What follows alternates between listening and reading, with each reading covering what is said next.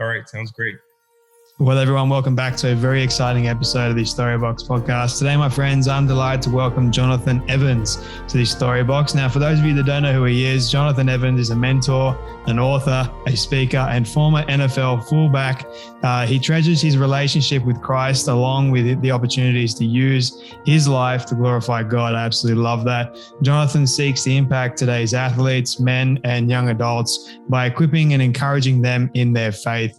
Jonathan serves with his pastor, friend, and father, Dr. Tony Evans. I'm pretty sure a lot of people would know that man, both in the local church and the national ministry. They even teamed up together to write Get in the Game, a practical guidebook filled with sports analogies and spiritual truths aimed at strengthening readers with the skills they need for living victoriously.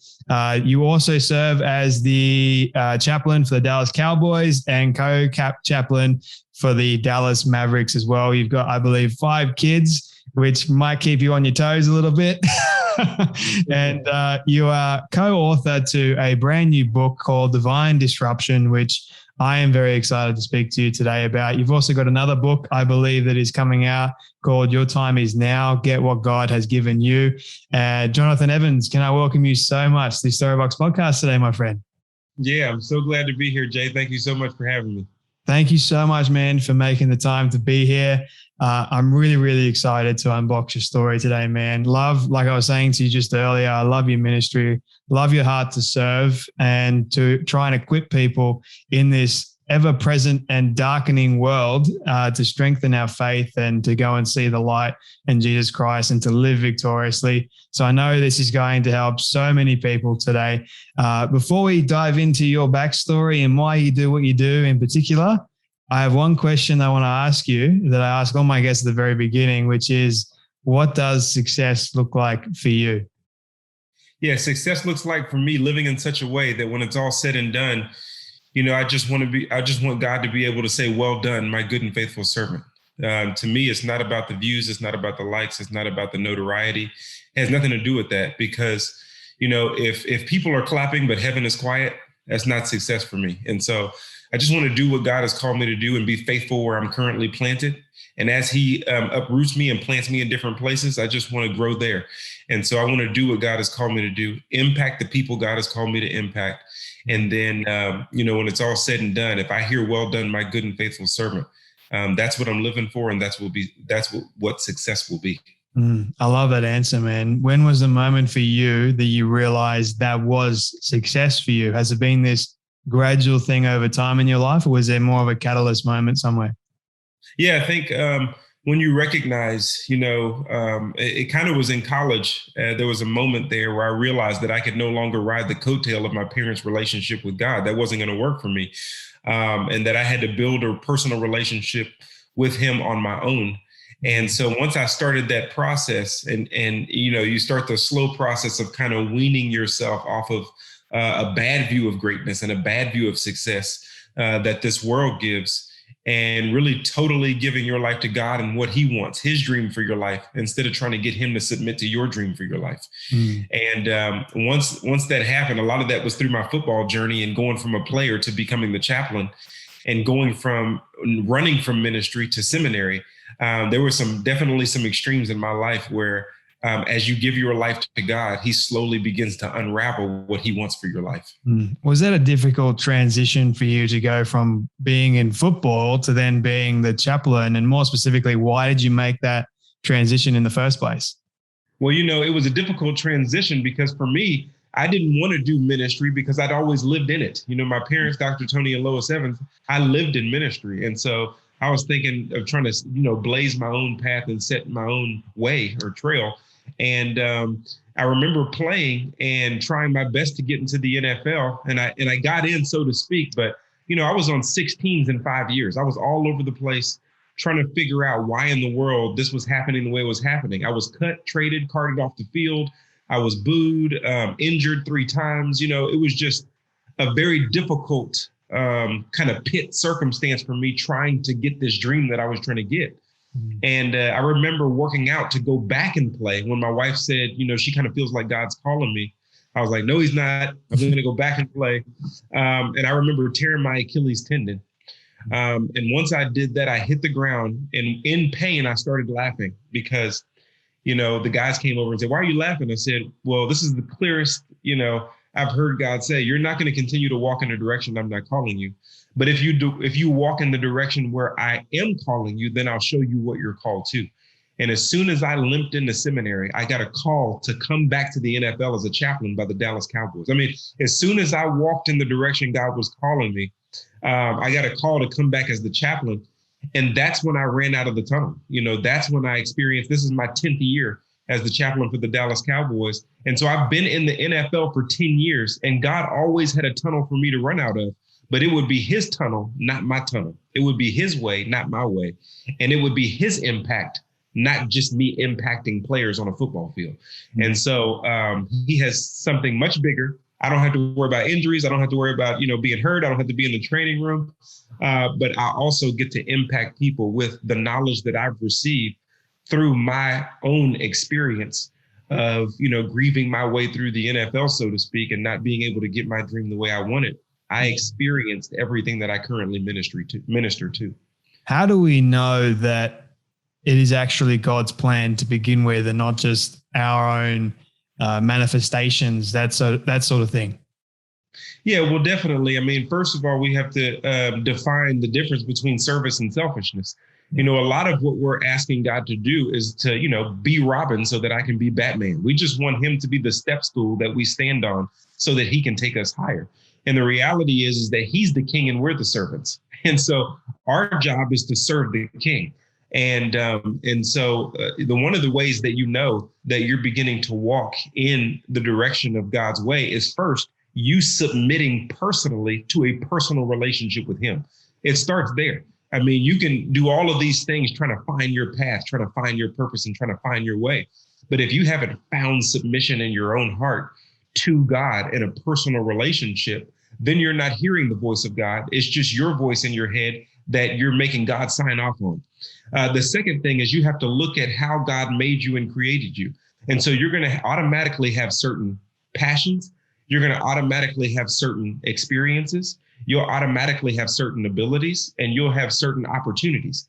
And when you put that mixed master of four things together, when that mixed master of our faith comes together, you've run smack dab into your purpose.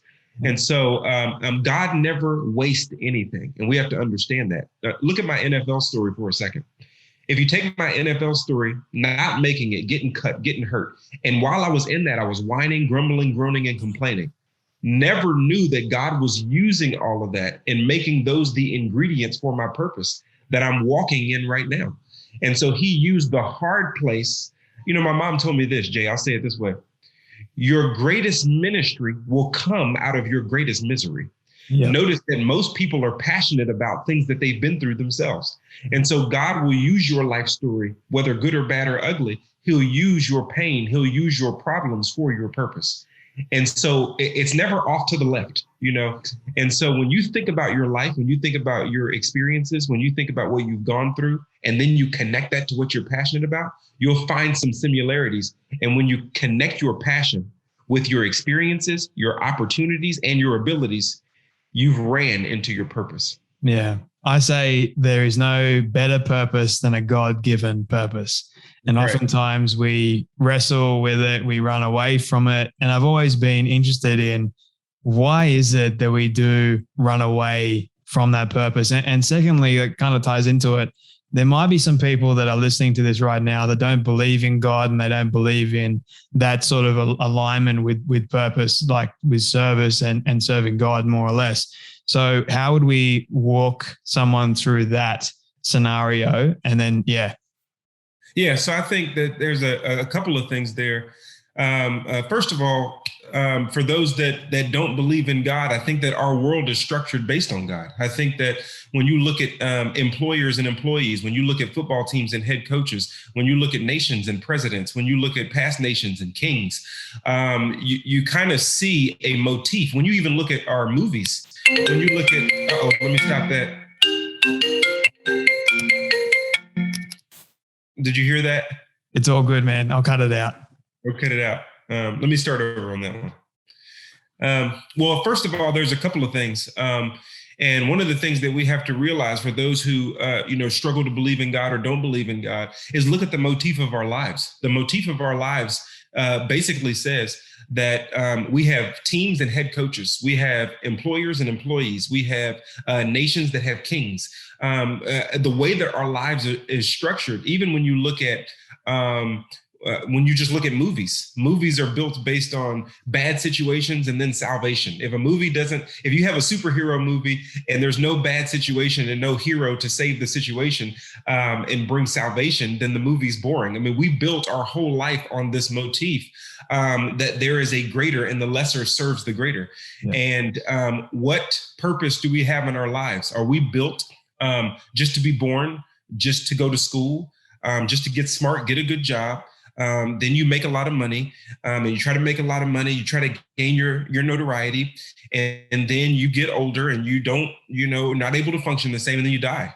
Mm. Is that the creative purpose of why we're here? The earth is so extremely detailed. It's self-sustaining. The earth is so extremely intelligent. And we wouldn't say that there was no intelligence behind its intelligence. We just think that things that are created, including our purposes, must be intelligent and must come from someone who is intelligent, but also who is supreme over us that we serve. And so I think that's one of the ways that we think about it, and that everything that's made has a maker. That's just logic in life. And I believe that it's jumping outside of logic to say that this world that's so unique and intelligent came from randomness instead of intelligence. And so I think our purpose is the same.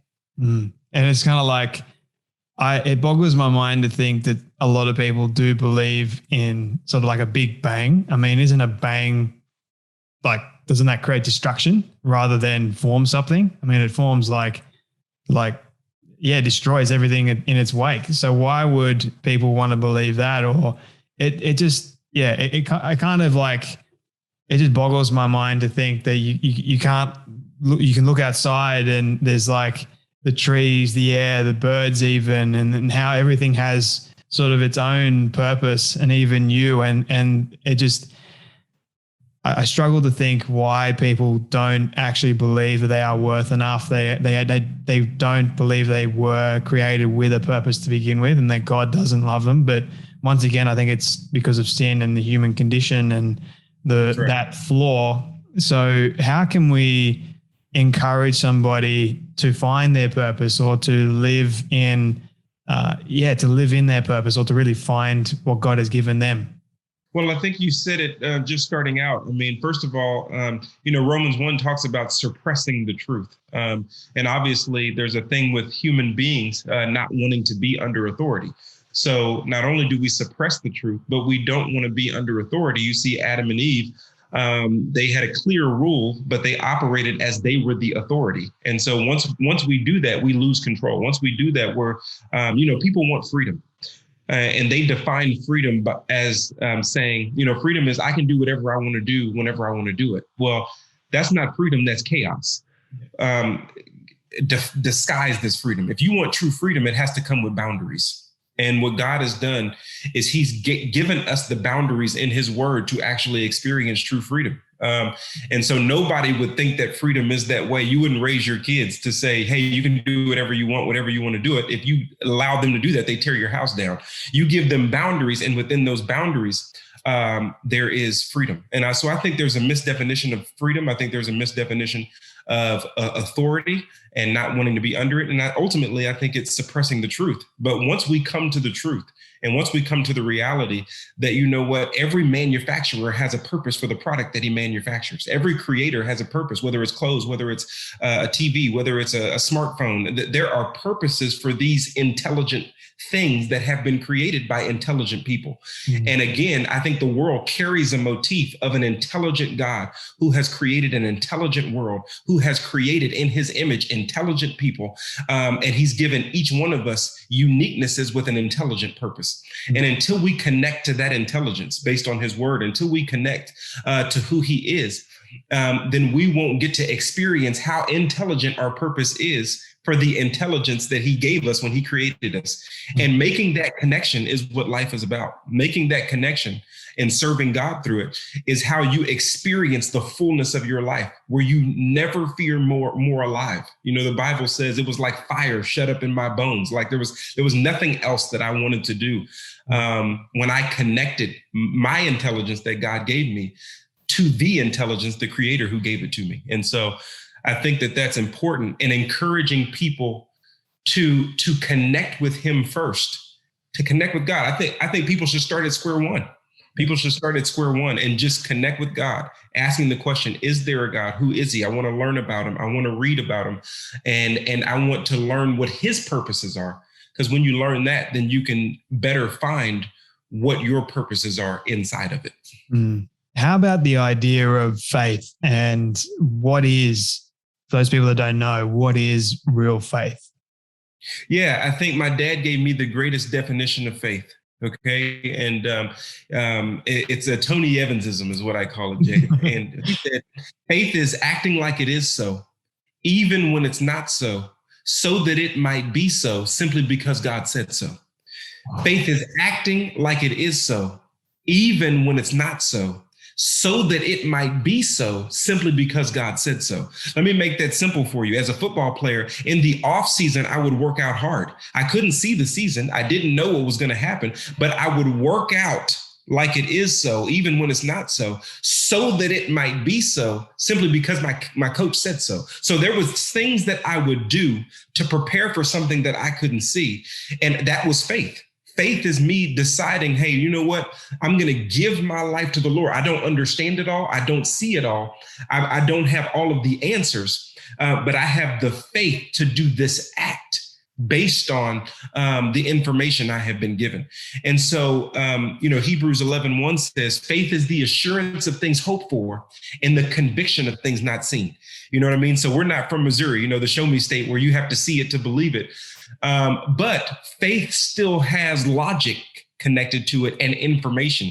I think a lot of people who don't believe in God say, y'all just have faith. And they say it in such a way where it's like, well, we don't get information. We're just happenstance believing in something that is considered to be random, and they cling that to faith. No, faith comes with knowledge. Faith comes with research. Faith comes with archaeologists finding things. Faith comes with a Bible that's never been able to be proven wrong. Faith comes with prophecy that was prophesied 700 years before the birth of Christ, and it came about exactly the way it was prophesied. Faith comes from Micah, when it talks about Jesus would be born in Bethlehem, and that was written 500 years before Jesus was born. See, faith comes with this information. And when you get this information, it gives you the ability to have faith. What if I told you, Jay, and the people who are watching this, I want you to have faith in a pink elephant? You would look at me and say, I'm not going to have faith in a pink elephant because I know that pink elephants don't exist. I see. So faith is connected to a knowledge. And I think people get faith wrong when they think it's just chance and happenstance and we're just randomly believing. No, we're believing because of the knowledge we've been given, the world we've been given, the logic we've been given, that nothing is created without a creator, and anything intelligent cannot exist by something random. Random doesn't produce intelligence. See, all of these thoughts and the research that's gone in to God's word, and the fact that it's never been proven wrong, gives me the ability to have faith, to give God my life, to give God my trust, to give God my family, to give God my kids, to give God my purpose, even to give God my grief. Has your faith ever been tested? Oh, man, it's been tested. I mean, even when you think about this book that we've written together as a family, Divine Disruption, holding on to faith when life breaks your heart. And that's why we wrote this book. That's why we spent so much time in it, because, it's hard to hold on to faith when it gets disrupted by difficulties, when it gets disrupted by things you don't expect. We talk about losing my mom and suddenly getting the news that she had terminal cancer, and it coming out of left field, coming out of nowhere. And us praying and going through the Bible. And, the Bible says, if you pray according to my will and be anxious for nothing, but through prayer and supplication, if you abide in me and my word abides in you, ask what you will and it will be given to you. So we went through the scriptures and we did just that. And then she ended up passing away. And so I begin to question God. I begin to be disappointed in God. I begin to have feelings of, why, God? How could you do this? We had people praying where 2 or 3 are gathered. I mean, Jay, we went through the whole gamut of doing what we felt like God is calling us to do based on his word, and it still didn't turn out the way that we wanted it to turn out. And so I had my time where like that, but that's one of the biggest ones where, the doubt crept in and thoughts of anger crept in, and just being, discouraged in my faith crept in.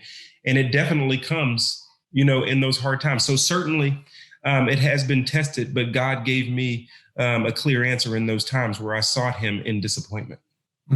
So how did you strengthen back your faith during those difficult moments? I mean, losing one's mother is heartbreaking. It's heart-wrenching. I think grief is one of the most difficult experiences we have to go through. So how did God build back up your faith in him again? Yeah, well, definitely, specifically on that situation, when I was, crying out to the Lord, just in disappointment, asking him why, asking him all of these questions that many people have asked, based on that same word, I felt in my spirit, Jay, God said, well, you were praying for her to be healed. I said, yes, I was. He said, you were praying for her to be with family. I said, yes, I was. He said, you were praying for her to be well taken care of. I said, yes, I was. And you didn't do that for me. He said, say that again. I said, you didn't do that for me. He said, how did I not do that? He said, because what you were praying for, I gave you at the highest level that it could be given. There is an appointment unto man where there is a day unto man that's given to them where all must die. And he said, you were praying for healing, and I've just given her the maximum healing. You were praying for life, and I just gave her the maximum life. You were praying for her to be with family, and I just gave her to her family. You were praying for her to be well taken care of, and she could not be more well taken care of than she is now. You see, my prayer, I didn't realize the level at which God answered my prayer because I didn't want her to suffer all of those things I was praying for. And God gave it to me, but he gave it to me on a God level, not a human level. And the human thinking is that this side of heaven is better. The God thinking is no, it isn't. The God thinking is, no, what you prayed for, I gave you. So let me reiterate to you my victory. I know it was hard to see your mom die, but how hard was it to see my son die so that she could live? See, the victory that I've already given you, Jonathan, you're praying to me with a sense of entitlement like you don't understand it. And if you understand the victory that I've given you in my son, Jesus Christ, you'll understand that I gave you your prayer request at a higher level than you were actually praying for it. And so I would appreciate a thanksgiving instead of your disappointment. I'd appreciate a praise instead of me just hearing about your problems. I would appreciate, see, he spoke to me like a child of entitlement who didn't understand what his father was doing. You know what I mean? And so when I recognized the victory that we already have in Jesus, when I was able to sit and think about what God had already done in the person of Jesus Christ to give us victory, he says, in John 11:25, I am the resurrection and the life. Those who believe in me will live even if they die. And so when I begin to think about the victory that he's given, since we all die, it turned my disappointment into praise, even in my grief. It turned while I was grieving, I was able to worship. While I was grieving, I was able to be thankful because we accepted the gift. Yeah. Of Jesus Christ. We accepted the gift of Jesus Christ. And so we don't mourn as those with no hope. Yeah. I remember looking back at my young life, and trust me, there's some crazy stories in there. I remember, for example, when I lost my grandfather, who was my biggest mentor, I loved him. I was quite young at the time. I was praying my absolute hardest for my grandfather to live and to live a long time, but God took him away. I mean, thank God that he became a Christian in the end, and I get to see him again when I pass and go to eternity. But I just remember being angry at God the moment he took him away, and then more recently with different health conditions and issues, I would always blame God for putting them onto me. And I remember like in 2018, I got meningitis and I was blind for a period of time. And when you're blind, you sort of like, I went to all these different places in my mind and thinking about where I had been and where I had gotten to. And I had sort of walked away from God in that period of my life. And I think that God was trying to get my attention. And I remember sitting in the chair of the hospital room, and having a conversation. It was kind of like a Jacob moment, wrestling with God. And I was wrestling back and forth with him, and he kept asking me, he's like, Jared, do you trust me? Do you trust me? And I kept saying, of course I do. Of course I do. Like, is that even a question? Yeah. And the last thing that God said to me before I went and had my lumbar puncture, which is another story in of itself, it said to me, do you trust me? And then I just left. That was it. And it was kind of like this moment of, okay, do I really trust God in this moment to keep me safe? Or am I just relying on the doctor, or am I just relying on my own strength to get through this? And God got me through it. And then that was like the catalyst, or one of the catalysts for me to sort of redirect myself back to God and say, God brings these experiences into my life, or our lives more or less, to strengthen our faith so that we may be able to serve him better, that we have even better stories now to share to other people that may be going through a similar experience and saying, hey, I went through this too. It's that connection of the story element of, I've been through this. Now I can help you through it as well. That's what I ultimately believe, it at least of why God strengthens our faith. Yeah, definitely. That's exactly what God does. He takes you to the next level. I mean, all throughout the Bible, you see that. And I think we got to paint the right picture, Jay. I think, people are using social media to try to paint a picture. That's not the right picture. People only post the highlights. Yeah. People only post the stuff that looks the best. You don't see them crying in the closet. You don't see things breaking apart. You don't see things falling apart. They post the best pictures to try to get the most views.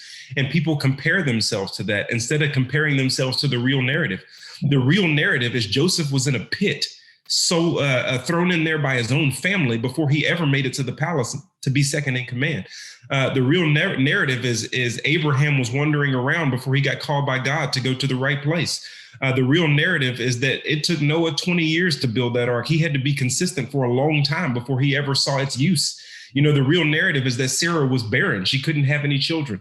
The real narrative is that Rahab, was a prostitute in a foreign place before she was called to God's people. That's the real narrative. And until we realize that that's where God picks us all up from, until we realize that's where God takes us from. The real narrative is Paul was in a bad place, was blinded by God, was called by God, was persecuting Christians before he ever was put in a position to write 13 books of the New Testament. And so people need to realize that God can take you from where you are, from the grief that you're in, from the struggles that you're having, and make you a Hall of Famer for his kingdom if you say 2 words, yes, Lord. See, those are the most important thing that anyone can do in their life. The most important thing that anyone can do in their life is say those 2 words, yes, Lord.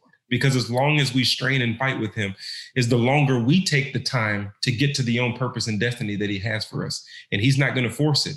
He's going to wait for you to say, yes, Lord. I'm also reminded of Samuel and how God called Samuel. And then 3 times he called him. And then the 3rd time, Samuel said, here I am, speak, Lord, here I am, for your servant heareth. And I was like, man, if only we all said that. And if only we all believed it, like how amazing could our lives actually be? He doesn't guarantee that we won't go through pain, but he always guarantees he's going to walk beside us or even carry us through those painful moments. I mean, I'm also reminded of on the topic of Paul for a moment, how he had a thorn on his flesh. We don't know what it was, but we know that it was grieving him. And 3 times he asked God, and then God just said, my grace is sufficient for thee. I'm like, man, what an answer. But once again, in our human minds, we don't want to experience the pain. We just want to experience the pleasure of life. Right. But the pain is so needful for us to become better, to become stronger. And I believe that's ultimately a gift and many people don't accept the gift. They run from it. Just very much like salvation, right? Similar thing. Yeah, I think that's true. But the interesting thing though is that we're okay with it in other areas of life. Like we understand as football players, you have to go through training camp before you can never get through the season. We understand that we have to tell our kids, hey, you're going to have to go to school and you're going to have to study and you're going to have to do the hard part before you get to the part you think is the good part. Like we understand, like there is a process by which you experience your purpose in every other area of life. When we work out, if you want to get in shape, you got to do the hard part to get to the good part. Like that is the whole motif of our life. We accept it, but it comes from how things work themselves out biblically, how things have been set up and the way that God takes us through a process so that we're more ready for how God wants to use us. And in life, we want to reject the very thing that we accept, in our day-to-day life. And so if we think about that motif as a whole, we accept it in our lives, but we don't accept it in the life that God wants to give us. And so once we learn how to accept it in both areas, we can experience the highest caliber life that we've been created to experience. I'm loving this conversation. Before I ask you the final three questions, the new book is called Divine Disruption. Where can people go and get a copy of it? Where can people connect with you, Jonathan, and learn more about your work? And I believe you got another book too. So can you push people there? Yeah, absolutely. Divine Disruption. We're just so grateful to have this opportunity. It's divinedisruptionbook.com. divinedisruptionbook.com. And so you can go to divinedisruptionbook.com. When that comes out, I think there's some early releases too. I think it comes out in November, but you can pre-order it right now. And so as soon as it comes out, you can get your copy. And then I also have Your Time Is Now. Your Time Is Now is a book that you can get anywhere books are sold, online, Amazon, wherever you want to get it. If you want that. But Divine Disruption, our whole family came together on that. It's an awesome project. It's the first book that I know of that has, 5 authors who wrote it, and all of their voices are intertwined through the book. And so when it's my turn to talk, it'll be Jonathan, and then I'll start talking, then Priscilla, and then Anthony, and then Crystal, and then my dad, and it all flows as one thought. It's a very unique thing. I want to thank my brother for putting that together. Anthony Evans kind of got us all together to make sure we did that for my mom, because my mom's wish was, I want y'all to be together and do something to impact people as a family. And this is that project to do it. So if you're hurting, if you're grieving, if you're struggling, if you're in pain, if you have problems, if you want to figure this thing out, how to hold on to faith when life breaks your heart, this is the book for you, divinedisruptionbook.com. Thank you. It's a powerful book, man. Like I noticed that as I was reading it, and I agree with you. I haven't seen a book, and I read a lot of books, and haven't seen a book where there's 5 authors and it's all like in sync. It's amazing. And I was only reading the first couple of pages too. Like I cannot wait to get my hands on an actual physical copy and promote it like crazy. I know it's going to help so many people, Christian, non-Christian alike. It bridges those gaps. But I'm just so grateful that you all came together and you wrote this amazing book. So really appreciate your time, Jonathan. Okay, this is a question that I love asking people, and I'm very curious to hear your answer to it. But what do you love the most about yourself and your story? Oh, good question. What do I love the most about myself? I would say that it's my love for pleasing God and being there for my family. I think that I have a love for pleasing the Lord just because I love him. I think love is an action. So living my life to please the Lord. And I love being with my family, being a husband and a dad. So those are the things that I love, that I'm that way. I'm glad that I'm that way because legacy depends on it. And what was the second part? Second part was, what do you love the most about your story?